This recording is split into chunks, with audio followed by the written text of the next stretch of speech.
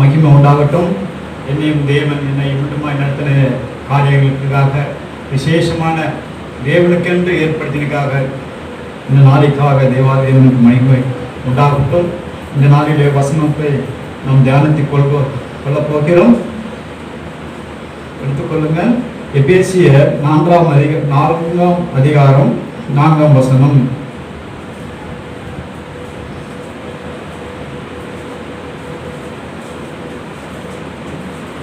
எபேசியர் 4ஆம் அதிகாரம் 4ஆம் வசனம்.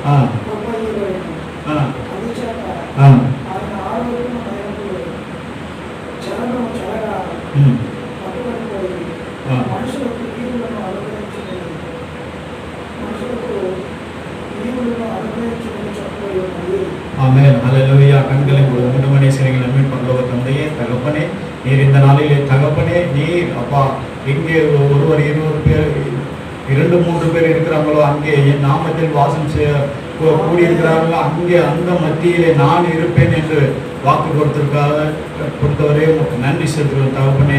நன்றி இயேசுவே. மற்றும் மாயப்பா எங்களை நடத்தினதுக்காக நன்றி. இந்த உலகத்திலே தகப்பனே, நம்முடைய தகப்பனே பிதாவுடைய வார்த்தையை நீர் கொண்டு வந்ததற்காக நன்றி தகப்பனே. ஸ்தோத்திரப்பா.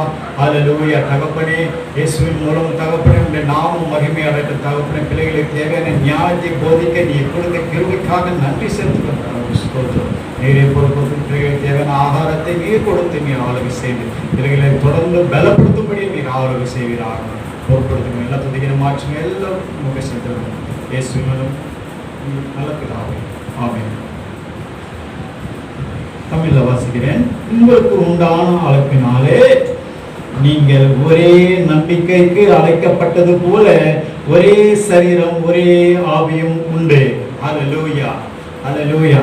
இன்றைக்கு வேத வசனம் என்றால் தேவனானவர், பரலோக பிதாவானவர் நமக்கு எச்சரிக்கை செய்கிறார். நமக்கு ஒரே சரீரம் ஒரே ஆவியும் உண்டு என்று நமக்கு அவர் நமக்கு கட்டளையிட்டுகிறார். ஆமென். அங்கே உங்களுடனே உண்டான அழைப்பினாலே, அதாவது உங்களுடனே உண்டான அழைப்பினாலே என்பது என்ன பரலோகத்திலிருந்து பிதாவானவர் ஆதாமை உருவாக்கினதுக்கு காரணம் என்ன என்றால், உங்களுக்கு உண்டான அழைப்பினாலே, அதாவது ஆதாமை மண்ணினாலே உருவாக்கும் முன்னே தேவன் வைத்திருந்த அந்த கட்டளைகளை தேவன் அவர் எடுத்துரைக்கிறார். உங்களுக்கு உண்டான அழைப்பினாலே நீங்கள் ஒரே நம்பிக்கைக்கு, இன்றைய நாளிலே ஒரே இந்த உலகத்திலே அத்தனை பேருக்கு என்னன்னா ஏதேதோ நம்பிக்கை மேல வச்சிருக்காங்க, ஏதோ காரியத்தினால நம்பிக்கை வைத்துக் கொண்டிருக்கிறார்கள். கல்லு மேல வைக்கிறாங்க, மண்ணு மேல வைக்கிறாங்க, மரத்து மேல வைக்கிறாங்க, மலை மேல வைக்கிறாங்க, என்னென்னோ இதுக்கு கிடைக்குதோ, இதோ சின்ன பூச்சி மேல, சின்ன மிருகங்கள் மேல, காக்காக மேல எல்லாவற்றையும் நம்பிக்கை வைத்துக் கொண்டு சிதறடித்துக் கொண்டிருக்கிறார்கள் தங்களுடைய நம்பிக்கையை. இந்த உலகத்துல ஒரே நம்பிக்கை, ஒரே உங்களுக்கு உண்டான அழைப்பினாலே, அதாவது நமக்கு அழைக்கப்பட்ட அன்பினாலே, ஒரே அழைப்பினாலே, அழைப்பு என்பது என்ன? நமக்கு இன்விடேஷன். அழைப்பிதழ்கள், யாராவது திருமணம் நடக்க காரியம் என்னன்னா, ஒரு விசேஷம் நடக்குதுன்னா அழைப்பிதழ் கொடுப்பாருங்க. ஆனா அதே போல இங்க அழைப்பினாலே நீங்கள் ஒரே நம்பிக்கைக்கு அழைக்கப்பட்டது போல, அது என்ன அழைப்பு? கிறிஸ்துவின் அழைப்புக்காக, கிறிஸ்து இயேசுவின் அழைப்புக்காக அழைக்கப்பட்டவர்களாக நாம இந்த உலகத்திலே இருக்க வேண்டும். இதுவே தேவனுடைய ஒரே நோக்கமும் இருக்கிறது. ஆமென், அழைக்கப்பட்டது போல ஒரே சரீரமும் ஒரே ஆவியும் உண்டு. இன்றைக்கு மனிதருக்குள்ளே ஒரு சரீரம் இருக்கு, ஆனா ஆவிகள் எத்தனை ஆவிகள் இருக்கிறது தெரியல. ஆமென், எத்தனை ஆவிகள் இருக்கிறது என்று அவர்களே அறியாமல் இருக்கிறார்கள். ஆனால் இங்க வேத வசனம் நமக்கு என்ன சொல்றதுன்னா, ஒரே சரீரம் ஒரே ஆவியும் உண்டு.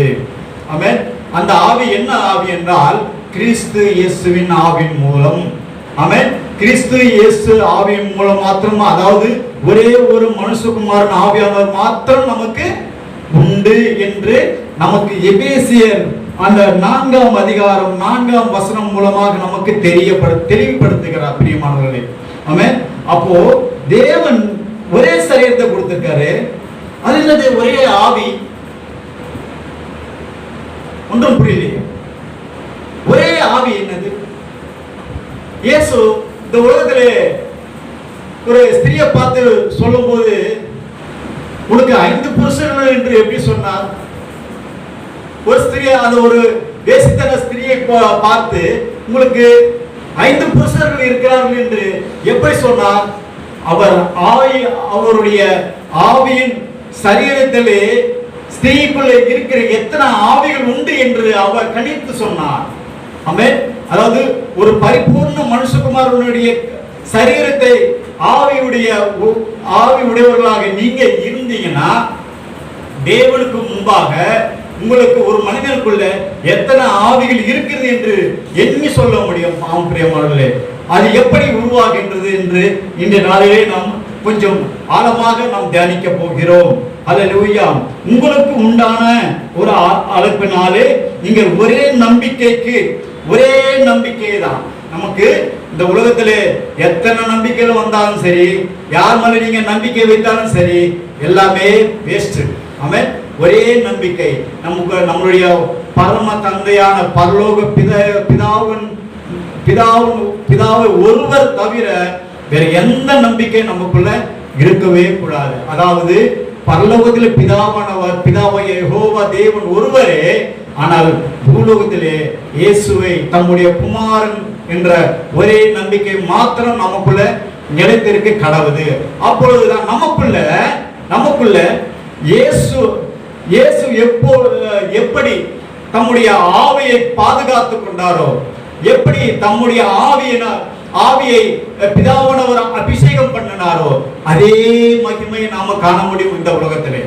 அவன் அநேகர் எங்கெங்கோ மலைக்கு நடந்து போய் கொண்டிருக்கிறார்கள், எங்கெங்கோ விக்கிரங்களை பார்க்க சென்று கொண்டிருக்கிறார்கள். அவர்களுடைய நம்பிக்கை எல்லாமே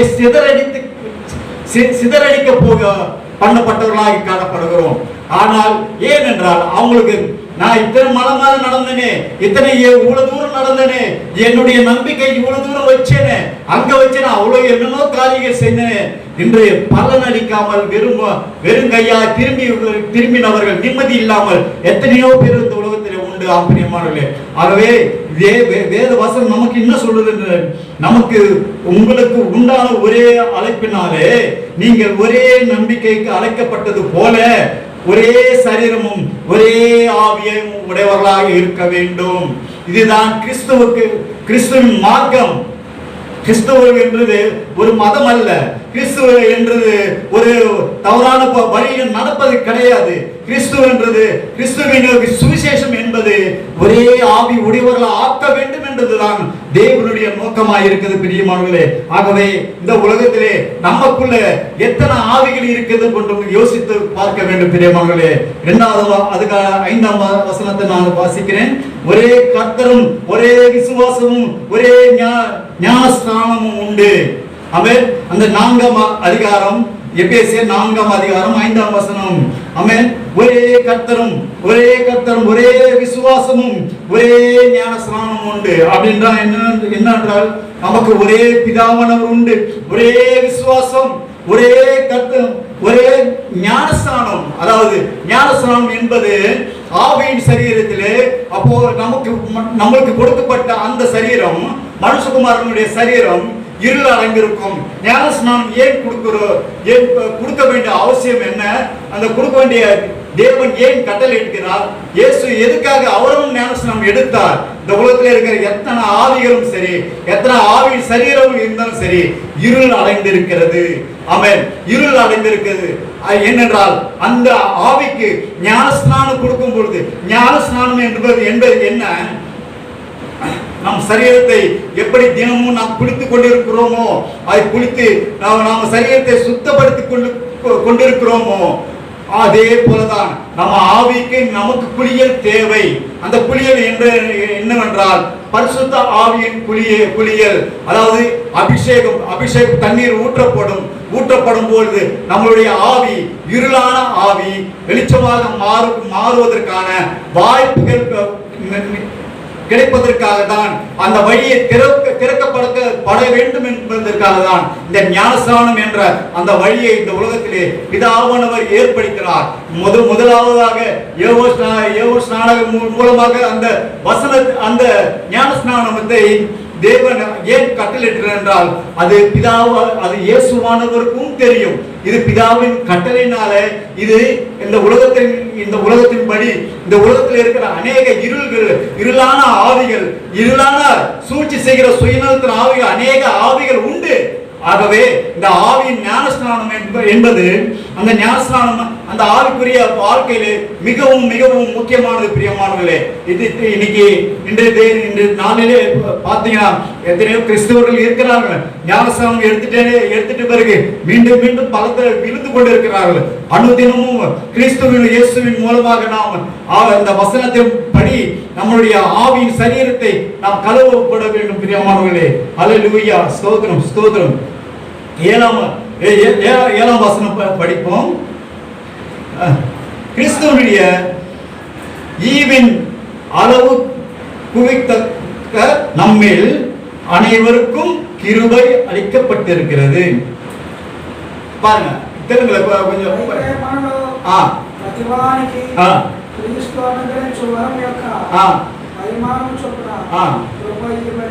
பாருங்க. அதாவது கிறிஸ்துவின் மூலமாக, இயேசுவின் மூலமாக நமக்கு கிருபை அளிக்கப்பட்டிருக்கிறது. இந்த உலகத்தில் என்ன சொல்லிக் கொண்டிருக்கிறார்கள்? இயேசுவை ஒரு பாவமுள்ள மனுஷன் என்று அதாவது சொல்லிக் கொண்டிருக்கிறார்கள். அது ஒரு மதமாக பார்த்து கொண்டிருக்கிறார்கள். ஆகவே பிரியமானவர்களே, எச்சரிக்கையாக இருங்க. உங்களுடைய ஆத்துமாக்கு ஞானஸ்நானம் வேணும் என்றால் இது கிறிஸ்துவின் மூலமாக தான் உங்களுக்கு செயல்படுத்த முடியும். இந்த உலகத்துல வேற வழி இல்லை. பிரியமானவர்களே, எல்லோரும் சொல்லுவாங்க, ஒரே பிதாவானவர் நமக்கு உண்டு, அவரை தவிர வேறு யாரையும் நம்ம வணங்கக்கூடாது. எஸ், எல்லாரும் வேற யாரும் வணங்கக்கூடாது. ஆனால் இயேசுவை கொண்டு, இயேசு ரட்சகராக ஏற்றுக்கொண்டால் மாத்திரம்தான் அந்த பிதாவினிடத்துக்கு செல்ல முடியும். காரணம் ஏனென்றால் அவர் பரிபூர்ணமான குமாரனாய் வசித்தனால, அதாவது இந்த உலகத்திலே வாழ்ந்ததுனால, அது உண்மையும் உத்தமமாக பிதாவானவருக்கு மகிமை உண்டாகும் பொருட்டாக அவர் தேவனானவர் அவர் மகிமை அடைந்தார். பிரியமானவர்களே, ஆகவே இயேசு எதற்காக சொன்னார் என்றால், நானே வழியும் சத்தியம் ஜீவனும் என்று எதற்காக சொன்னார் என்றால், இந்த உலகத்திலே இருளான ஆவிகள் அநேகம் உண்டு, நானே ஒரு உலகத்தின் ஒளியா இருக்கிறேன் என்று ஏன் சொன்னார் என்று பிரியமானவர்களே, அவரே உலகத்தில் இந்த வெளிச்சமாக உதித்தார். அந்த வெளிச்சம் நமக்குள்ளே வாசம் செய்து கொண்டிருக்கிறது. இயேசு சிலுவையிலே மரிக்கும் முன்பே எத்தனையோ பாவியான சரீரங்கள், அதாவது வாழ்நாளும் பிரயோஜனம் இல்லாத சூழ்நிலையாக இருந்தார்கள். ஆனாலோ தேவனானவர் நம்முடைய குமாரனை மகிமைப்படுத்துவதற்கு காரணம் என்ன? இந்த உலகத்திலே அதே குமாரனை போல அநேக பிள்ளைகள், எல்லா பிள்ளைகளும் என்னுடைய பிள்ளைகளாக மாற வேண்டும், அவருடைய இதய வாஞ்சமாக இருந்து. பிரியமானவர்களே, ஆகவே இயேசுவை நாம் ஏற்றுக்கொள்ள வேண்டும். ஏற்றுக்கொண்டது மாத்திரமல்ல, இயேசு எப்படி ஒவ்வொரு வார்த்தை நமக்கு லூக்காவின் சுவிசேஷத்திலே சொன்னபடி அது உண்மை உத்தமமாக அத்தனை வசனங்களும் அத்தனையும் 1000 மடங்கு உண்மை. பிரியமானவர்களே, அதாவது அந்த இயேசு சொன்ன வார்த்தை, ஒவ்வொரு வார்த்தையும் சரி ஜீவனுள்ள வார்த்தை. ஆகவே இயேசுடைய நாமம் சொல்லும் போது இன்றைக்கு ஜீவன் மனிதருக்குள்ளே ஜீவன் வருகிறது. ஏனென்றால் அவர் ஜீவனுள்ள ஒரு தேவனுக்கு பிறந்தவராய் இருக்கிறதுனால ஆமென், பிறந்தேன் என்று அவர் நிரூபித்தார். ஆமென். ஆகவே இன்றைக்கு இயேசு என்ற அந்த ஒரு நாமத்தை மாத்திரம் இந்த உலகத்தில் உச்சரித்த போதும் பிரியமானவர்களே, நிம்மதி, சந்தோஷம், சமாதானம் எல்லாவற்றையும் கிடைக்கிறது. காரணம் என்ன? அவருக்குள்ள இருக்கிற அந்த உண்மை, உத்தமமான, பரிசுத்தமான சரீரத்தை கொண்டுதான் தேவனானவர் பிதாவானவர் மகிமை அடைம்படியாக இந்த சரீரத்தை, அந்த சரீரத்தை நமக்கு ஒப்பு கொடுக்கிறார் பிரியமானவர்களே. ஆனாலும் நாம் என்ன செய்ய வேண்டும்? என்ன செய்கிறோம்? ஒவ்வொரு நாளும் ஒவ்வொரு நேரத்தில் என்ன செய்கிறோம்? இயேசுவை வைத்துக் கொண்டு வைத்துக் கொண்டு விக்கிரகாராதனை செய்து கொள்கிறோம். இயேசுவை மகிமை, இயேசுவை நம்முடைய சரீரத்தில் ஏற்றுக்கொண்டோம். ஆனால் ஏற்றுக்கொள்ளாமல் இருக்கிறோம். ஆனால் பரிபூர்ணமாக ஏற்றுக்கொண்டு நித்திய பரலோக ராஜ்யத்திலே இருக்கும்படியாக அவர் கட்டளையிட்டார் பிரியமானவர்களே. ஆனாலும் நாம் என்ன செய்ய வேண்டும்? செய்கிறோம், இயேசுவை பின்பற்றுகிறோம். ஆனால் பின்பற்றவில்லை. காரணம் என்ன? நம்முடைய தேவைக்காக அவரை பயன்படுத்திக் கொண்டிருக்கிறோம். ஆனால் இயேசுவை பயன்படுத்திக் கொள்வது தப்பு இல்லை, தவறு இல்லை. ஆனால் பிதாவானவர் மகிமை வரும்படியாக ஏற்ற வேளையிலே ஏற்ற தரிசனத்தை பெற்றுக் கொள்ளும்படி ஏற்ற நேரத்திலே இன்றைக்கு அநேக கிறிஸ்தவர்கள் யார் இருந்தாலும் சரி, ஆனாலும் எல்லாரும் பரதேசிலே போய் கொண்டு நின்று கொண்டு இருக்கிறார்கள். பரதேசிலே நின்று கொண்டால் அதாவது நியாய தீர்ப்பு இருக்குது என்று அர்த்தம். பரலோகத்திற்குள்ள என்னை எல்லாமல் என் பிதாவின் இடத்தில் ஒருவரும் சேர முடியாது என்று சொன்னாரே. ஏனென்றால் இயேசுவை பரிபூர்ண மனுஷகுமாரனாக இருந்தால்தான், அதாவது அவர் எப்பொழுது அந்த நம்முடைய சரீரத்திலே அந்த இயேசு மனுஷகுமாரனுடைய சரீரம் முழுமையாக உயிர்ப்பிக்கப்படுகிறதோ அப்பொழுதுதான் பிதாவின் இடத்தில் செல்ல முடியும் பிரியமானவர்களே. இன்றைக்கு எத்தனையோ பிள்ளைகளுக்கு எத்தனையோ காரியங்கள் தன்னுடைய சுய சிந்தையினாலே வாழ்ந்து கொண்டிருக்கிறார் பிரியமானவர்களே. அது ரட்சிப்பு கொடுக்காது, அது நிம்மதி கொடுக்காது. அது எத்தனையோ ஒருவேளை குடிகாரன் இருந்தாலும் சரி, அந்த குடிகாரனுக்கு அந்த மதுப்பழக்கம் உள்ளவனுக்கு அது கொஞ்சமாக ஒரு லைட்டா திருப்தி கொடுத்து, லைட்டா அந்த மயக்கத்திலிருந்து லைட்டா ஒரு சாதாரண லைட்டா ஒரு அந்த போதை முடியும் வரைதான் லைட்டா நிம்மதி இருக்கும். ஆனா நிரந்தரமான நிம்மதி வராது.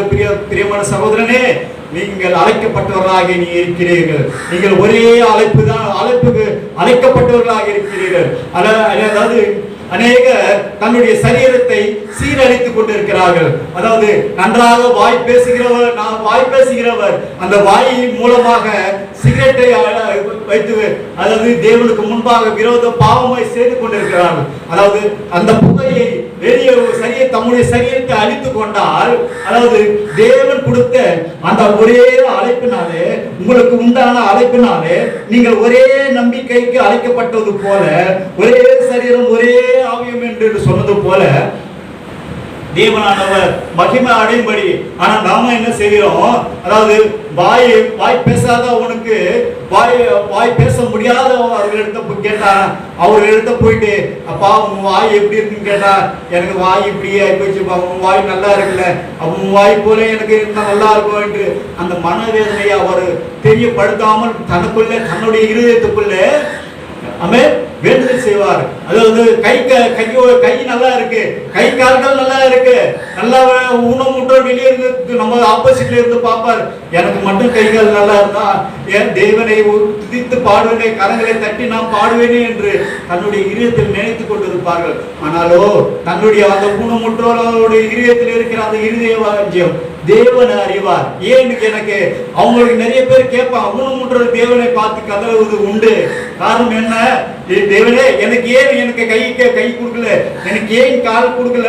அதாவது இயேசுவை பார்த்து ஒரு பக்தர் ஒரு சீசன் கேட்பா, ஏன் இவங்க இந்த மாதிரி ஊனமுற்றோர்லாம் இருக்கிறாங்க என்று கேள்வி கேட்கும் போது, எல்லாமே பிதாவானவருக்கு மகிமை வரும் பொருட்டாக மகிமை அடையும்படியாக தான் தேவன் அவ்விதமாக அவர்களை வைத்திருக்கிறார்கள் என்று இயேசு சொல்வார். பாம்பரியமானவர்களே, அதாவது ஏற்ற வேளையிலே, அதாவது அந்த அவர்கள் இந்த உலகத்தில் உங்களுக்கு ரகசியத்தை சொல்கிறேன், அவர் ஏன் ஊனமுற்றவர்கள் பிறந்திருக்கிறார். காரணம் என்ன? அதாவது ஆவியின் இந்த உலகத்துக்கு வருவதற்கு முன்னரே இந்த உலகத்தில் உள்ள அத்தனை பிள்ளைகளும் அத்தனை மனிதர்களும் சரி, எல்லோரும் தேவனை தரிசித்து தான் கீழே இறங்கி வருகிறார்கள். அவன் தேவனிடத்திலே உத்தரவு பெற்றுக்கொண்டுதான் மனுஷனுடைய ரூபத்தை தரிக்கிறார்கள். இந்த சத்தியத்தை இந்த உலகத்திலே யார் சொல்கிறார்கள் தெரியாது எனக்கு. ஆனால் இது பரிசுத்த ஆவியானவர் சொல்கிற இந்த வார்த்தை இந்த எல்லோருக்கும் எடுத்தும் பிதாவின் இடத்தில் அதிகாரம் பெற்று இந்த மனுஷனுடைய ரூபத்தை பெற்றுக்கொண்டுதான் வரும் பொழுது, அதாவது தன்னுடைய வழியும் தேவன் காட்டி விடுகிறார். அதாவது நீ போகிற வழியும் இந்த வழியாக நீ இருப்பாய் என்று அவர் காட்டி விடுகிறார். ஏனென்றால் அவருக்கு நாங்கள் இந்த அந்த வழியை காட்டும் போது, அதாவது இந்த உலகத்திலே தம்முடைய ஆவியை அனுப்புவதற்கு உத்தரவு கொடுக்கிறதுக்கு முன்னாடியே, அதாவது அந்த ஆவிக்கு சொல்லி விடுவார், இந்த வழியில நீ இந்த காரியங்களை நீ செய்ய போகிற, அதனால நீ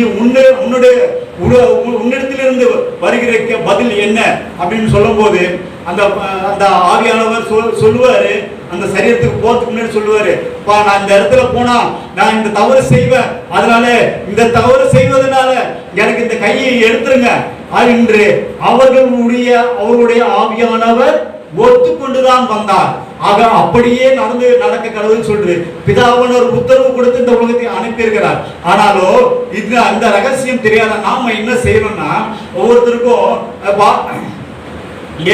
தேவன் எனக்கு இந்த காரியத்தை செய்து விட்டாரே, ஏனென்றால் ஆவிக்குரிய வாழ்க்கையில நாம் நடக்கும் பொழுதுதான் அந்த ஆவியின் ரகசியத்தை தேவன் நமக்கு கொடுக்கிற வல்லவரா இருக்கிறார். ஆனாலும் நாம என்ன செய்யறது நமக்கு தெரியறது இல்லை. அந்த ஆவியானவரை நம்புறது இல்லை. ஆவியானவர் சொன்னாலே வா உனக்கு ஆவியை காட்டுறேன் என்று எனக்கு, அதாவது மனிதர்களிடத்திலே சொல்லி கிண்டல் அடிப்பது உண்டு. ஆனா ஆவியின் சரீரத்தோட விசேஷம் என்னென்றால், மனுஷகுமாருடைய சரீரத்தை நாம் பரிபூர்ணமாக கைகள் இருக்க வேண்டிய கைகள் இருக்க வேண்டிய இடத்துல இருக்க வேண்டும், தலை இருக்க வேண்டிய இடத்துல தலை இருக்க வேண்டும், கண்கள் இருக்க வேண்டிய இடத்துல கண்கள் இருக்க வேண்டும், வாய் இருக்க வேண்டிய இடத்துல வாய் இருக்க வேண்டும், காதுகள் இருக்க வேண்டிய இடத்துல காதுகள் இருக்க வேண்டும், கால்கள் இருக்க வேண்டிய இடத்துல கால்கள் இருக்க வேண்டும் என்று பரிபூர்ணமான சரீரத்தை இருதயம் இருக்க வேண்டிய இடத்துல இருக்க வேண்டும் என்று பரிபூர்ண மகிமையின் சரீரத்தை நமக்கு கொடுத்தார். ஆகவே இந்த சரீரம் நமக்கு ஒரு ஜெராக்ஸ் மிஷின்ல போட்டா ஒரு பேப்பர் நம்ம எழுதி பிரிண்ட் அவுட் கொடுத்தா அந்த பிரிண்ட் அவுட் அப்படியே வந்து பிரியமானே. ஆனாலும் நமக்கு இந்த ஜெராக்ஸ் என்ற இந்த வெளியரங்கமான இந்த சரீரத்தை நமக்கு கொடுத்திருக்கிறார். அந்த வெளியரங்கமான இந்த சரீரத்தை வைத்துக் கொண்டு நமக்குள்ள இருக்கிற அந்த பிரிண்ட் அவுட் என பரிசுத்த ஆவியான சரீரத்தை, பரிசுத்த ஆவியின் மகிமையின் சரீரத்தை நாம் பெற்றுக்கொண்டு இருக்கிறோமா? ஆகவேதான் நமக்கு இந்த வசனம் நமக்கு ஆழமாக நமக்கு தெளிவுபடுத்தி, பிரியமானவர்களே, உங்களுக்கு உண்டான அழைப்பினாலே நீங்கள் ஒரே நம்பிக்கைக்கு அழைக்கப்பட்டவர்களாக, ஒரே சரீரம் ஒரே ஆவியும் உண்டு என்று அதிகாரத்துடன் சொல்றார். நம்ம அந்த சரீரத்தினால ஒரே அதிகாரம் உண்டு என்று அதிகாரத்தோடு சொல்கிறார். பிரியமானவர்களே, ஒரே கர்த்தரும் ஒரே விசுவாசமும் ஒரே நம்பிக்கை ஒரே ஞானஸ்நானம் இருக்கிறது போல எல்லோருக்கும் ஒரே தேவனும் ஒரே பிதாவும் உண்டு. அவர் எல்லோரும் மேலும் எல்லோரோடும் உங்கள் எல்லோருக்குள்ளும் இருக்கிறவர். ஹல்லேலூயா! எவ்வளவு மகிமை பாருங்க. இதுக்கு மேல பாருங்க, நம்ம கல்லு தேடுவது நியாயமா? கல்லு மேல வைக்கிற நம்பிக்கை நியாயமா? ஆமென். ஒரு விக்கிரத்தின் மேல வைக்கிற நம்பிக்கை நியாயமா என்று தேவனானவர் கேள்வி கேட்கிறார். கிறிஸ்துவுக்கு பிரியமானவர்களே, தேவனானவர் நாம் கேள்வி கேட்பது ஒரு மனிதனை கொண்டுதான் கேள்வி கேட்பார். ஏனென்றால் ஆதியிலே ஆதாமை உருவாக்கினது போல இந்த உலகத்திலே இந்த மனிதர்கள் யாரும் இல்லை. ஆனால் தேவனானவர் ஆதாமை நோக்கி, ஆதாமே நீ எங்கே இருக்கிறார் என்று சொல்லும் பொழுது, நான் இந்த மரத்தடியிலே நான் ஒளிந்து கொண்டிருக்கிறேன் என்று யார் உனக்கு இந்த பழத்தை கொடுத்தது என்று சொல்லும் பொழுது, நீ உருவாக்கப்பட்ட அந்த ஸ்திரீதனை எனக்கு கொடுத்தார் என்று சொல்லும் போது ஆதாம் ஸ்திரீ மேல பழியை போடுகிறார். ஆகவே பிரியமானவர்களே, நாம் யாரை கொண்டு நாம் பழியை போடுவது அது அல்ல. நம்ம சரீரத்துக்கு நாம தான் பாத்திரவான்களா இருக்கிறோம். ஆமென். அதாவது உத்தரவாதியா இருக்கிறோம். நாம தான் நம்முடைய சரீரத்துக்கு, ஐயா என்னை அந்த தவறை செய்த காரணம் அந்த ஸ்திரீ, என்னை அந்த தவறை செய்வதற்கான அந்த காரணம் அந்த புருஷர், அந்த ஆண், அந்த தம்பி, இந்த தங்கச்சி என்று காரணம் காட்டி நீ எத்தனை பேர் வேணாலும் ஏமாற்றி கொள்ளலாம். உன்னை யார் அந்த சிலையை வணங்க சொன்னார் என்று சொல்லலாம் என்று சொல்லி நீங்க ஒருவேளை பிறரை என் முதியோர் என் என்னுடைய தாத்தா என்னுடைய பாட்டி என்று சொன்னார்கள். அப்பொழுது சொன்னார்கள், இந்த கட்டளைகள் எல்லாரையும் எனக்கு போதிக்கப்பட்டவை, ஆகவே நான் இந்த வழியில நான் நடந்து கொண்டிருக்கிறேன், நான் என்னுடைய நம்பிக்கையை எடுத்து வைத்துக் நடந்து கொண்டிருக்கிறேன் என்று நீங்கள் ஒருவேளை சாக்கு போக்கு சொல்லலாம். பிரியமானவர்களே, அந்த சாக்கு போக்கு எல்லாம் இந்த உலகத்திலே நீங்க சொல்லலாம். ஆனாலோ தேவனானவர் நமக்கு அழைக்கப்பட்ட ஒரே நம்பிக்கையும் ஒரே விசுவாசமும், ஆமென், ஒரே ஆவியும் சரீரம் உண்டு. ஆமென், அல்லேலூயா. எல்லோருக்கும் ஒரே தேவனும் ஒரே பிதாவும் உண்டு. அவர் எல்லோர் மேலும் எல்லோரோடும் உங்கள் எல்லாருக்குள்ளும் இருக்கிறார் என்ற அந்த வார்த்தையை நாம் அடிப்படையாக சிந்திக்க வேண்டும். பிரியமானவர்களே, ஆமென். நாம் வாழ்கிற வாழ்க்கை எத்தனை காலம், எத்தனை நேரம், எத்தனை மணி நேரம், எத்தனை நொடிகள் என்று நமக்கு தெரியாது. பிரியமானவர்களே, ஆனாலோ நம்முடைய ஆத்மாவுக்கு, நம்முடைய சரீரத்துக்கு நாமே உத்தரவாதி. நாமே நம்முடைய சரீரத்துக்கு நாமே கேரண்டியர். அநேகர் கேரண்டியர் என்று அநேகர் சரீரத்துக்கு இல்ல, இந்த உலகத்திலே ஏதாவது உங்களுக்கு லோன் தேவைப்பட்டால் என்றால் உனக்கு உத்தரவாதி யார் என்று கேட்பார்கள், உனக்கு கேரண்டி யார் என்று கேட்பார்கள். ஆனாலும் யாராவது உங்களுக்கு சொந்த பந்தம் இருந்தாலும் கூட சரி, உங்களுக்காக கையெழுத்து போட தயங்குவார்கள். ஆமென், அல்லேலூயா. ஆமென். இந்த மாதிரி உலகத்துல யாருமே அட்லீஸ்ட் ஒரு லோனுக்காக, அட்லீஸ்ட் கேவலமான ஒரு லோனுக்காக ஒரு உத்தரவாதி கூட நமக்கு சைன் போடாத இந்த உலகத்துல நம்ம யார் மேல நம்பிக்கை வைக்கிறோம்? எதுக்கு மேல நம்பிக்கை வைக்கிறோம்? கேள்வி வேண்டாமா? அந்த கேள்வி யாருடையது? கேள்வி நமக்கு நாமே கேட்க வேண்டும். பிரியமானவர்களே, எங்கே உண்மையான தேவன் இருக்கிறார் என்று நாம தான் தேடி அலைந்து தெரிந்து கொள்ள வேண்டும். பிரியமானவர்களே, ஆகவே நமக்கு ஒரே விசுவாசம், ஒரே தேவன். இங்க பாருங்க, இந்த வசனத்துல ஒரு 6ஆம் அதிகாரத்துல எனக்கு ரொம்ப பிடிச்ச விஷயம், இந்த உலகத்துல எல்லாரும் மனுஷனும் இந்த வசனத்தை மட்டும் தெரிஞ்சுக்கிட்டாங்கன்னா, இந்த உலகத்துல எல்லா பிள்ளைகளும் தெரிஞ்சுக்கிட்டாங்கன்னா, ஆனா ஒரு பாவம் இருக்காங்க. என்ன வசனம்? அதே வசனம் தான் உங்களுக்கு சொல்றேன் மறுபடியும். எல்லோருக்குள்ளும் ஒரே தேவனும் பிதாவும் உண்டு. பாருங்க, ஒரே தேவனும் ஒரே பிதாவும் உண்டு. அவர் எல்லோர் மேலும், அதாவது எல்லார் மேலும், எத்தனை பேர் எல்லார் மேலும் என்னது? இந்த உலகத்தில் உள்ள எல்லார் மேலும், எல்லாரோடும், பாருங்க, எல்லார் மேலும் எல்லாரோடும், அதாவது மூல முடுக்குல எங்க இருக்கிறாங்களே அத்தனை பேர் மேல சொல்றாரு, உங்களுக்கு உங்கள் எல்லாருக்குள்ளும் இருக்கிறவர். ஆமென். அப்ப நம்முடைய தேவன் எங்க இருக்கிறாரு? நம்மளுடைய இருதயத்தில், நம்முடைய சிந்தையில வைக்க வேண்டும்.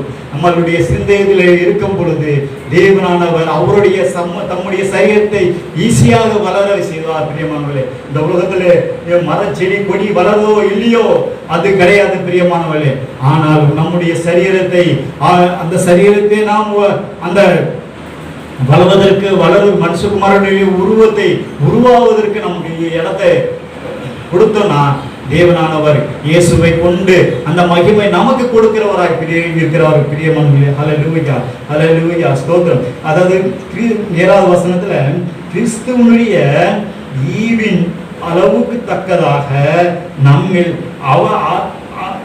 அவனவனுக்கு கிருபை அளிக்கப்பட்டது. பாருங்க, அளவு தக்கதாக. அங்க அந்த வசனத்தை பாருங்க, கிறிஸ்துவனுடைய ஈவின் என்பது என்ன? இந்த உலகமே ஒரு ஈவில தான் ஓடிட்டு இருக்கு. எல்லாரும் கணிக்கப்பட்டு ஒரு விஞ்ஞானிகள் செயல்படுறது கிடையாது, ஒரு ஈவில நடந்துட்டு இருக்கு. ஈவில என்னது? ஒரு ஒரு டெம்பரரி, அதாவது டெம்பரரி சொல்யூஷன் தான். அதாவது அந்த ஈவனா அந்த வார்த்தைக்கு அந்த முழு அந்த விவரிக்க அந்த அளவீடு முடியாத, அந்த உத்தரவாது இல்லாத அந்த ஈவு, அந்த அட்ஜஸ்டபிள். ஆனா நம்ம என்ன செய்யறோம்னா அந்த ஈவு மேல நம்பிக்கை வைத்திருக்கிறோம். ஆமா, அந்த ஈவு என்ன? தேவன் சொல்றாரு, நான் உங்களுக்குள்ள இருக்கிறேன், நான் கொடுத்த அந்த ஈவு மேல நீங்க நம்பிக்கை வைத்திருக்கிறீங்களே. ஈவு என்னது? இந்த உலகத்துல இந்த உலகம் நிரந்தரம் இல்லாத ஒரு இடத்துக்கு பேரு தான் ஈவ். ஆமென். அதாவது அந்த அந்த கொடிக்கறி, அந்த ஒரு கொடி கம்பி, அந்த கொடி கம்பியில அது எப்போ அறக்கப்படும்னு தெரியாது. ஆமென். ஆனா நம்ம என்ன செய்யறோம்னா அந்த கம்பி மேலதான் நம்ம விசுவாசத்தை வைக்கிறோம். ஆனா தேவன் என்ன சொல்றாருன்னா எல்லோருக்குள்ளும் எல்லாரோடும் அத்தனை பேர் மேல நான் வசித்து கொண்டிருக்கிறேன் என்று சொல்றாரு. ஆனால் நம்மளுடைய விசுவாசம் எந்த அளவுக்கு இருக்குது பாருங்க. நம்மளுடைய நம்பிக்கை துரோகம் யார் செய்யறனா நமக்கு நாமே செய்து கொள்கிறோம். ஆமென். அது கிறிஸ்துவை நம்பாதவர்கள் அத்தனை மனிதர்களும் தனக்கு தானே சூனியம் வைத்துக் கொள்கிறார்கள். பிறரை வைக்க வேண்டிய அவசியம் இல்லை. ஆமென். அப்போ ஒரே நம்பிக்கையினால நம்ம வாழணும்னா நம்ம என்ன செய்யணும்? கிறிஸ்து இயேசு மூலமாக நம்ம ஞானஸ்நானம் பெற்றுக்கொண்டு நம்முடைய ஆவியை பரிசுத்தமும் உத்தமமாய் நிலைத்திருந்து காத்துக்கொண்டு தேவன் கொடுத்த அந்த ஈவு மேல, கிறிஸ்து இயேசுவின் ஈவு மேல அதாவது கிறிஸ்து இயேசுவின் சரீரத்தை கொண்டு பிதாவானவரை மகிமைப்படுத்துவதே தேவனுக்கு பிரதானமான வழியாக இருக்கிறது. ஆமென். அதற்கு நம்ம என்ன செய்யணும்? அதற்கு நம்மளுடைய சரீரத்தை நம்ம என்ன செய்யணும்? தேவனுக்கு முழு இருதயத்தோடும் முழு ஆத்மாவோடும் ஆராதனை செய்தால் வழியே உன்னுடைய சரீரம் வளராது. பிரியமானவரே, அல்லேலூயா. பிரியமான சகோதரியே, பிரியமான சகோதரனே, நான் உங்களுக்கு இந்த போதித்தபடியே, அதாவது இயேசு இந்த உலகத்தில் இருக்கும் பொழுது மெய்யாகவே சொல்கிறேன் என்று இந்த வார்த்தை, அந்த வாக்குக்கு என்ன அர்த்தம் என்றால் இதுக்கு மேல வேற வழியே கிடையாது என்று அர்த்தம். அந்த வழியிலே யார் தன்னுடைய சுய சிலுவையை சுமந்து என்னை பின்தொடர்ந்து வருகிறானோ அவனை அல்லாமல் என்னுடைய பிதாவின் வீட்டிலே நான் அழைக்கப்பட்டவர்களாக நான் இருப்பேன் என்று அந்த விசுவாசத்தோடு அந்த நம்முடைய சிலுவை பெற்றுக்கொண்டு நடக்கும் பொழுது பிதாவானவர் மகிமை வரும் பொருட்டாக இயேசு நம்மை கொண்டு செல்ல போகிறார். பிரியமானவர்களே, தேவனுடைய ராஜ்யம் அதோ வந்து கொண்டிருக்கிறது. அநேக பிள்ளைகள் சொல்லுகிறார்கள், அநேக பாஸ்டர்மார்கள் சொல்றாங்க, அநேக போதிக்கிறவர்கள் சொல்றாங்க. ஆனா இயேசு வருவார், எப்போ வருவாரையா சொல்லுவோம். கேள்வி கேட்கிறீங்க, இப்போ கேள்வி கேட்டுக்கொண்டு இருக்கிறாங்க. கேள்வி கேட்கிறவர்கள் கேட்டுக்கொண்டே இருக்கட்டும். ஆமென். அதை வெளிப்படுத்தும் சுவிசேஷத்துல சொன்னது போல நீ அநீதி உள்ளவன் அநீதி செய்யட்டும், நீதி செய்கிறவன் இன்னும் நீதி செய்யட்டும் என்று சொன்னது போல, அதாவது இந்த உலகத்திலே அதாவது நிரந்தரமான வாழ்க்கை இல்லை. பிரியமானவர்களே, அநேக பிள்ளைகள் எவ்வளவோ அந்த அர்த்தத்துக்கு கூடிய அந்த வார்த்தைகள் சொல்லும் பொழுது எனக்கு ஆமென் ஹல்லேலூயா அது சொல்லும் பொழுது அந்த வார்த்தையின்படி கூட நம்மளுடைய இருதயம் மாறலனா அப்ப எப்பப்பா நமக்கு மாறுவோம்? நமக்கு கொடுக்கப்பட்ட இந்த ஒரு சரீரத்தை இந்த ஒரே ஒரு சரீரத்தை எப்பொழுது தேவனை மகிமைப்படுத்த போறோம்? நாம நம்ம ஆபீஸ் போகும்போது சரி, நம்மளுடைய சிந்தை உண்மை உள்ளதாக இருக்கிறதா? உண்மையுள்ள நீதி உள்ளதாக இருக்குதா? ஐயா, எத்தனையோ பிள்ளைகள் படிச்சுட்டு அந்த ஸ்தானத்துல ஒரு உயர்ந்த ஸ்தானத்தை சென்று கொண்டிருக்கிறாங்க. ஆனால் மனிதனை நிர்பந்தப்படுத்த வேண்டிய இடத்துல அவர் மாட்டிக்கொண்டிருக்கிறார்கள். பிரியமானவர்களே, அந்த ஒரு மனுஷனை ஒரு வஞ்சிக்கத்தக்கதாக அந்த இடத்துல அவர் மேல அதிகாரியாக இருக்கும் பொழுது கிறிஸ்துவுக்கு விரோதமாக பாவம் செய்யவில்லையா என்ற வசனம் நம்மளை கேள்வி கேட்டுக்கொண்டிருக்கிறது. பிரியமானவர்களே, அதாவது எல்லோருக்கும் இந்த உலகத்துல பணம் பிரதானமாக இருக்குது. ஆனா வசனம் என்ன சொல்லுதுன்னா நமக்குள்ள இருக்கிற ஆவியானவர் சரீரம் தான் பிரதானமாக இருக்கிறார்கள் என்று நமக்கு வேத வசனம் போதித்துக் கொண்டிருக்கிறோம். நம்ம எத்தனை காலம் இருக்க போறோம், எத்தனை நேரத்திலேயே எத்தனை நொடியில நம்ம இருக்க போறோம். ஹல்லேலூயா, ஸ்தோத்திரம், தேவனுக்கு மகிமை உண்டாகட்டும். பிரியமானவர்களே, எதை செய்தாலும் தேவனுக்கு என்று செய்யுங்க. எதை செய்தாலும் தேவனுடைய நாமம் மாத்திரம் மகிமை அடைய வேண்டும் என்று அந்த இருதய வாஞ்சியோடு இருக்குங்க. அதாவது நான் தேவனை மகிமைப்படுத்துறேன் என்று சொல்லுவார்கள். தன்னுடைய கிரியைகளிலே அவர் தன்னை தேவனை மகிமைப்படுத்திக் கொண்டிருக்கிறார்களா என்று கேள்வி கேட்க வேண்டும். அதாவது தன்னுடைய கிரியைகள், தன்னுடைய சொந்த கிரியைகள், தன்னுடைய நீதி உள்ள கிரியைகள், தனக்குள்ள இருக்கிற சுயநீதியான கிரியைகள் மூலமாக தேவனை மகிமைப்படுத்துகிறோமா என்று கேள்வி வர வேண்டும். பிரியமானவர்களே, கடைசியாக இந்த வசனத்தை உங்களுக்கு நினைவுபடுத்தி முடித்து விடுகிறோம். பிரியமானவர்களே, ஹல்லேலூயா, ஹல்லேலூயா, ஸ்தோத்திரம், ஹல்லேலூயா. இந்த வசனத்தை அந்த வெளிப்படுத்தின சுவிசேஷம் 21ஆம் அதிகாரம் கடந்த வாரம் தியானத்து தான், அது மறுபடியும் இப்பொழுது தியானிக்க ஆசைப்படுகிறேன். பின்பு நான் ஒரு புதிய வானத்தையும் புதிய பூமியையும் கண்டேன். ஆமென். முந்தின வானமும் முந்தின பூமியும் ஒளிந்து போயின. ஆமென். சமுத்திரம் இல்லாமல் போயிற்று. யோவானாகிய நான் புதிய எருசலேமாகிய பரிசுத்த நகரத்தை தேவனிடத்திலிருந்து பரலோகத்தை விட்டு இறங்கி வர கண்டேன். அது தன் புருஷனுக்காக அலங்கரிக்கப்பட்ட மணவாட்டியை போல ஆயத்தம் பண்ணப்பட்டு இருந்தது. அதாவது இந்த சரீரத்தை குறித்து சொல்கிறார் பிரியமானவர்களே. ஆமென். இந்த சரீரத்தை குறித்து அவர் தெளிவு அதாவது வெளிச்சம் போட்டு நமக்கு காட்டுகிறார் பிரியமானவர்களே. ஆமென். அது இந்த சரீரத்தில் அங்க அண்டர்லைன் பண்ணீங்கன்னா அங்க சமுத்திரம் இல்லைன்னு சொல்லிட்டு, அதாவது கடல் இல்லை என்று அண்டர்லைன் பண்ணிக்கீங்க. காரணம் என்ன? மனிதனுக்கு கடல் அவசியம் இல்லை. ஆமென். இந்த உலகத்துல மண்ணான சரீரத்துக்கு மட்டும்தான் கடல். ஆமென். பரலோகத்துக்கு கடல் அவசியம் இல்லை. ஏன்னா பரிபூர்ணமான அந்த சரீரத்தை தரித்து கொன்றோம், அதாவது பெற்றுக்கொண்டோம் என்று சொன்னால், ஆனால் அந்த சரீரத்தை அந்த வானத்தை பாருங்க, நமக்கு ஒரு புதிய வானத்தையும் புதிய பூமியும் கண்டேன் என்று சொன்னார். முந்தின வானமும் முந்தின பூமியும் ஒளிந்து போயின என்று சொன்னார். அதாவது கிறிஸ்துவை நாம எப்பொழுது முழுமையாக பெற்றுக்கொண்டு அழைக்கப்பட்டவர்கள் முன்பாக நாம் அழைக்கப்பட்டவர்களாக நாம் இருக்கும் பொழுது நம்முடைய சரீரத்தை, நம்ம பரிசுத்த நகரத்திலே தேவனிடத்திலிருந்து பரலோகத்தை விட்டு இறங்கி வந்து கண்டேன். ஆமென். அப்ப யாருக்கு கொடுக்கிறாரா? யாருக்கு இந்த சரீரத்தை கொடுக்கிறாரு? மனுஷகுமாரனுடைய உருவத்தை தரித்து கொண்டவர்களுக்கு தான் புதிய வானமும் புதிய பூமியும், ஆமென், புதிய வானத்தையும் புதிய பூமியும் கண்டேன். முந்தின வானமும் முந்தின பூமியும் ஒளிந்து போயின என்று சமுத்திரம் இல்லாமல் போயிட்டு யோவானாகிய நான் புதிய எருசலேமாகிய பரிசுத்த நகரத்தை தேவனிடத்திலிருந்து பரலோகத்தை விட்டு இறங்கி வர கண்டேன். அது தன் புருஷனுக்காக அலங்கரிக்கப்பட்ட மணவாட்டியை போல அழைக்கப்பட்டது. என்னன்னா, நம்முடைய சரீரத்தில் அவயவங்கள் இருக்க வேண்டிய இடத்துல நாம் நம்மை பாதுகாத்து கொண்டால், ஆமென், கிறிஸ்துவுக்கு நாம என்ன சொல்றது, புருஷனை போல அலங்கரிக்கப்பட்ட புதிய சரீரம் தரித்து மணவாட்டியை போல நம்ம ஆயத்த பண்ணப்பட்டவர்களா போல நம்ம இருக்கும். இதுதான் கிறிஸ்துவனுடைய வாழ்க்கை. கிறிஸ்துவுக்கு ஏற்படுத்தின இந்த வாழ்க்கை என்னவென்றால் இதுதான் சத்தியம்.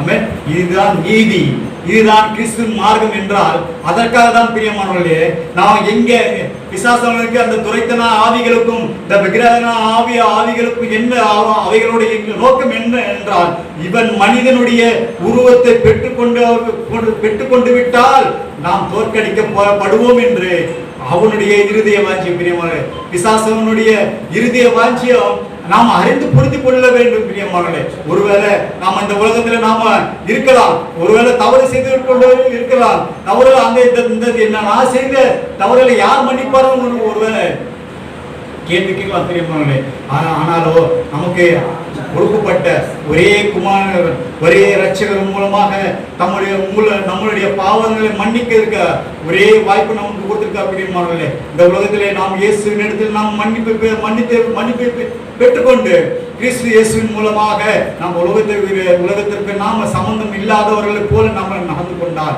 எதையோ நடித்துக் கொண்டு இருக்கிறார்கள். இந்த உலகத்தில் எதற்கோ நடித்துக் கொண்டிருக்காங்க.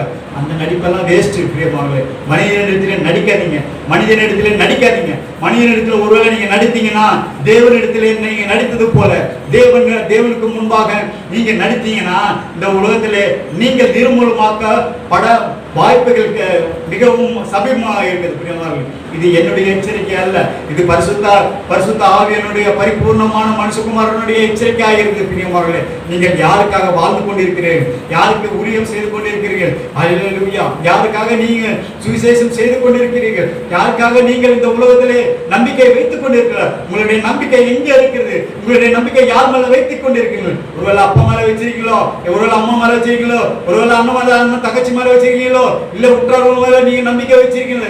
எல்லாமே ஜீரோதான். பிரியமானவர்களே, எல்லாமே ஜீரோ தான். அந்த ஜீரோவில் நீங்கள் உங்களுக்கு நீங்க சூன்யத்தை வைத்துக் கொண்டிருக்கிறார் பிரியமானவர்களே. சூன்யம் என்பது என்ன?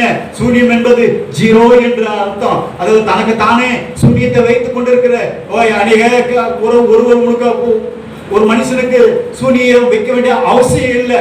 ஒருவேளை உங்களுக்கு சூனியம் ஒருவேளை ஒரு மனுஷனுக்கு வைக்கிற சூன்யம் ஒருவேளை நினைத்தாரோ ஒருவேளை நினைப்பானாகில் தேவனானவருக்கு அந்த கிரியை அவன் செய்கிறான் பிரியமானவர்களே. அது ஏனென்றால் அந்த ஆப்போசிட்ல அந்த மனிதனுக்கு, அதாவது தன்னுடைய சகோதரனுக்கு சூனியம் வைக்கிறான் என்றால் அவனுக்குள்ள அந்த பரிசுத்தமான அந்த நீதியும் தேவனுக்காக வாழ்கிற அந்த சரீரத்தை பாதுகாத்து கொண்டால் உனக்காக வைக்கப்பட்ட அந்த சூனியம் அவனுக்கே திரும்பி போகும் பிரியமானவர்களே.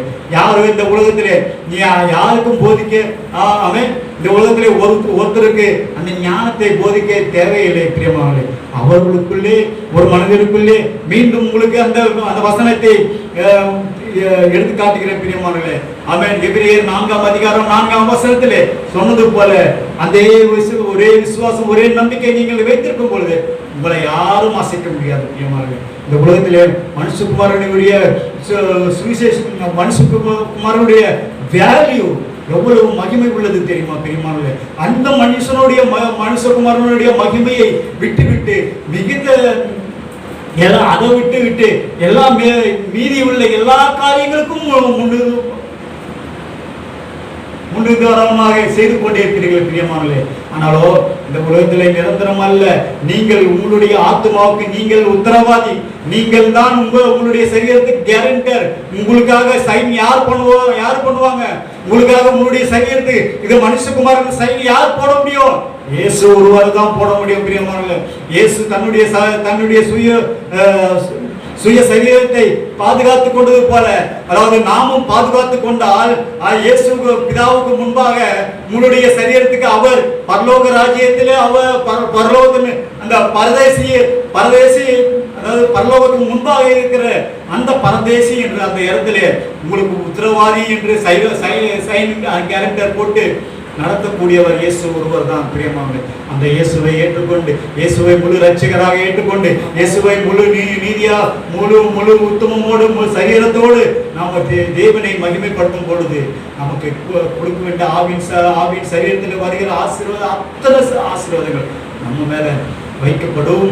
இயேசு நாமத்தினால உங்களுக்கு கட்டளையிடுகிறேன். நீங்க யாரும் இந்த வார்த்தை கேட்டுக்கொண்டு ஒவ்வொரு பிள்ளைகள் பிரியமானவர்களே, கிறிஸ்துவுக்கு பிரியமானவர்களே, நீங்க விழித்துக் கொள்ளுங்கள். இத்தனை நாட்கள் ஒருவேளை தூங்கி கொண்டிருக்கலாம். ஆனால் இத்தனை நாட்கள் நான் யாருக்காக வாழ்ந்தேன் என்று கேள்வி வரட்டும் பிரியமானவர்களே. உங்களுடைய ஆவியானவரோடு கேள்வி கேளுங்க பிரியமானவர்களே. அது இந்த உலகத்துல மறிக்கிறவங்க பாருங்க, பிறக்கும் போது தனியா தான் பிறக்கிறோம், போகும்போதும் தனியாக தான் பிறக்கிறோங்க. பிரிந்து போகிறோம். காரணம் என்ன? அங்கதாங்க தேவன் நிற்கிறாரு. தேவனை எங்க இருக்கிறாருன்னு கேள்வி கேட்டீங்கன்னா அந்த இடத்துல தாங்க நிற்கிறாரு. நம்ம பிறக்கும் போது தனியா பிறக்கிறாங்க, போகும்போது தனியா போறாங்க. அதற்கு மத்தியில தேவன் நின்று தம்முடைய ஞானத்தை போதித்து அவர்கள் வழியை காட்டுகிற பிரியமானவர்களே. ஆகவே இந்த உலகத்திலே எல்லாவற்றின் மேல நீங்க நம்பிக்கை வைக்காதீங்க. கல்லு மேல மரம் மேல எந்த மேல வைக்காதீங்க. உங்களை அனுப்பின உங்களுடைய ஆத்துமா என்ற ரட்சகர் மூலமாக பிதாவை தேவனிடத்தில் என்னுடைய ஆத்துமாவை நான் ஒப்பு கொடுக்கிறேன், நான் என் பிதாவுக்கு என்னுடைய ஆவியை நான் ஒப்பு கொடுக்கிறேன் என்று கடைசியிலே நமக்கு மரணம் நேரிடும் போது ஐயோ நான் இந்த உலகத்துல வாழ முடியலையே, இந்த உலகத்துல என்னால வாழ முடியலே என்று நான் என்ன செய்வேன் என்று அந்த சூழ்நிலையை ஒருவேளை நீங்க தள்ளப்படலாம். ஒருவேளை தள்ளப்பட்டதுன்னா அந்த நேரத்திலே பிதாவானவருக்கு இயேசு சொன்னது போல சிலுவையில் இந்த வார்த்தையை சொல்லுங்க, ஹல்லேலூயா, ஸ்தோத்திரம். என் தேவனே ஏன் என்னை கைவிட்டீர் என்று மரண உங்களை நெருங்கும் பொழுது அந்த வார்த்தையை சொல்லும் போது உங்கள் மேலே பரிசுத்த ஆவியின் கரம் பரிபூர்ணமான அந்த தேவன் பரலோகத்திலிருந்து கரம் வருவது நான் கண்டது போல நீங்களும் கண்டடைவீர்கள். ஆமென். இயேசு சொன்னது போல இந்த உலகத்திலே நானே வெளிச்சமாக இருக்கிறேன் என்று சொன்னது போல நீங்களும் வெளிச்சமாவீர்கள் பிரியமானவர்களே. அதாவது தேவனுக்கு எந்த ஒரு காரியமாக செய்தாலும் சரி, தேவனுக்கென்று தேவனுடைய நாமத்துக்கு மகிமையை அடையும்படிக்கு அடையும்படி நாம் நம்முடைய கிரியைகள் மூலமாக நாம் செயல்பட வேண்டும் பிரியமானவர்களே. ஆகவே நீங்கள் இதுவரைக்கும் இந்த வார்த்தைகளை கேட்ட ஜீவனுள்ள வார்த்தைகளை, ஜீவனுள்ள தேவனாகிய யெகோவா ஈரே, என்னை காண்கிற நல்ல தேவனே உமக்கு ஸ்தோத்திரம் என்று இந்த வார்த்தைகளை நாம் ஒவ்வொரு நாளும் நம்ம சொல்லும் பொழுது நம்முடைய ஆவியான உயிர்ப்படைவார் பிரியமானவர்களே. ஆகவே இம்மட்டுமாய் நீங்கள் இந்த வார்த்தைகளை கேட்ட நமக்குள்ள இருக்கிற பரிசுத்த ஆவியான அபிஷேகத்தை நாம் பெற்றுக்கொள்வதற்கு இது ஒரு வழியாக இருக்கிறது பிரியமானவர்களே. நீங்கள் இந்த நேரத்தை தவிர அநேக நேரங்கள் உண்டு. அநேக உடல் தேவனுக்கு சபைகளை எதுக்கு கூடிய வைக்கிறாங்க என்றால், இந்த நல்ல வார்த்தைகள் கேட்கும் பொழுது, நல்ல வார்த்தைகள் காதுகளை விழும்போது நம்முடைய சரீரம், ஆவியின் சரீரம் உயிரடைகிறது பிரியமானவர்களே. அதுதான் இயேசு போதிக்க மலைமலை இருக்கும் பொழுது 3 நாட்கள் அந்த பிள்ளைகள் ஓயாமல் மழையை வெயிலும் என்று பாராமல் எதற்காக இருந்தார்கள்னா, அவர்களுக்குள்ள அந்த ஆவியின் எழுச்சி, ஆவியின் அபிஷேகம் அவர் பெற்றுக்கொண்டார்கள் பிரியமானவர்களே. ஆகவே அவர்கள் கஷ்டம், அந்த வெயில் பட்டாலும் சரி, என் மேல மழை பெஞ்சாலும் சரி, நான் தேவனுடைய வார்த்தையை விட்டு நான் விலக மாட்டேன் என்று அவர்கள் 3 நாட்களும் இருந்தார்கள். ஆகவே இங்க பரலோகத்தில் இருக்க தந்தை அவர் என்ன பண்ணார்னா, இயேசுவை கொண்டு அந்த வார்த்தையில படும்போது இத்தனை பிள்ளைகளுக்கு நான் போதிக்கப்பட்டேன் என்று அந்த பிள்ளைகளுக்கு எல்லோருக்கும் வெறும் வயிற்றால அனுப்பல பிரியமானவர்களே. எல்லோருக்கும் அப்பவும் மீனுமை கொடுத்து அவர்களுடைய வயிறும் கூட நிரம்ப செய்யத்தக்கதாக செய்கிறார் பிரியமானவர்களே. அவர்களை செய்வது எவ்வளவு லேசான காரியம் பிரியமானவர்களே. நமக்கு செய்ய மாட்டாரா? நம்ம இருக்க வேண்டிய இடத்துல நம்ம இருக்கிறோமா? நம்மளுடைய இதயத்தை ஒப்பு கொடுப்போமா? நம்மளுடைய சிந்தையை ஒப்பு கொடுப்போமா? பரிபூர்ணமாக சிந்தையோ வரும்படியாக, பரிபூர்ணமாக இதயத்திலே நாம் நிலைத்திருக்கும்படியாக நாம ஒப்பு கொடுப்போமா பிரியமானவர்களே? ஹல்லேலூயா. யாரும் எல்லாரும் ஒப்பு கொடுங்க. ஹல்லேலூயா, ஸ்தோத்திரம். இப்படி மாதிரி சில நல்ல பிதாவே நமக்கு நன்றி செலுத்துகிறோம் தகப்பனே. நீர் எங்களோடு பேசினிருக்க வார்த்தைக்கு நன்றி செலுத்துகிறோம் தகப்பனே. நீர் ஆளுகை செய்யும் பிள்ளைகளை கேட்கிற ஒவ்வொரு வார்த்தைகளையும் தகப்பனே நீர் ஆளுகை செய்யும். உங்கள் பரிசுத்தாவிகள் வந்து அப்பா எல்லோரும் எல்லா ஆவிகளும் தகப்பனே, எல்லாருடைய மனசுக்கும் மரணாகியானவர்கள் நீரோ உறுப்பித்துக் கொண்டிருக்காங்க. நன்றி செலுத்துகிறோம் தகப்பனே. அப்பா தொலைந்து போன ஆவியை மீட்டுக் கொண்டிருக்காங்க. நன்றி செலுத்துகிறோம் தகப்பனே. பிள்ளைகளுக்கு தேவையான ஞானத்தை போதித்து இதுவரைக்கும் நீர் போதித்துக் கொண்டிருக்கிறீர். உங்களுக்கு நன்றி. இனிமேலும் போதிக்க வல்லவராக இருக்கிறீர் தகப்பனே. எல்லோருக்குள்ளும் எல்லார் மேலும் எல்லாருக்குள்ளும் நீர் நிலைத்திருக்கிறேன் என்று எபிரேயர் அந்த தகப்பனே எபேசியர் 4ஆம் அதிகாரம் 4ஆம் வசனம் சொன்னது போல தகப்பனே, நீர் எல்லோருக்குள்ளும் வாசம் செய்து கொடுக்க நீர் அங்கேதான் இருக்கிறீர் தகப்பனே. நீர் ஆளுகை நீங்கள் துரும்பிலோ இல்லையே தகப்பனே. ஸ்தோத்திரம் அப்பா. ஹல்லேலூயா. துரும்பிலோ நீங்கள் இல்லை தகப்பனே. நீங்கள் மனிதனுடைய இருதயத்தில் சிந்தையில் நீங்கள் எடுத்துக் கொண்டிருக்கிறீர். நீர் அங்கேதான் இருக்கிறீர்கள் தகப்பனே. அதற்காக உங்களுக்கு புராணப்படி நன்றி சொல்கிறேன். நீரே பொருட்படுத்தும் வல்ல பத்திரிகள் மாற்றி எல்லாம் சொல்கிறேன். பிதா குமார பரிசுத்தாவிய நாமத்தில் நம்பிக்கை செய்து முடிக்கிறேன். ஆத்மாவே கர்த்தரை ஸ்தோத்திரி. என் உறவுகளுமே பரிசுத்த நாமத்தை ஸ்தோத்திரி. ஆத்மாவே கர்த்தரை ஸ்தோத்திரி. ஆசீர்வாதம் பிதாவாகிய தேவனிடமும் கர்த்தராகிய இயேசு கிறிஸ்துவின் பரிசுத்த ஆவியானவருடைய ஆவியையும் கேட்ட அனைவரோடும் நாளில் அவர்கள் சுமதிப்பார்கள். கர்த்தர் இன்றும் அவர் வருகை பர்யந்தம் சதாகாலம் ஒவ்வொருவரையும் ஆசீர்வதித்து வழிகாட்டுகிறார். ஆமென். ஹல்லேலூயா. ஹல்லேலூயா. ஹல்லேலூயா. ஹல்லேலூயா. ஹல்லேலூயா.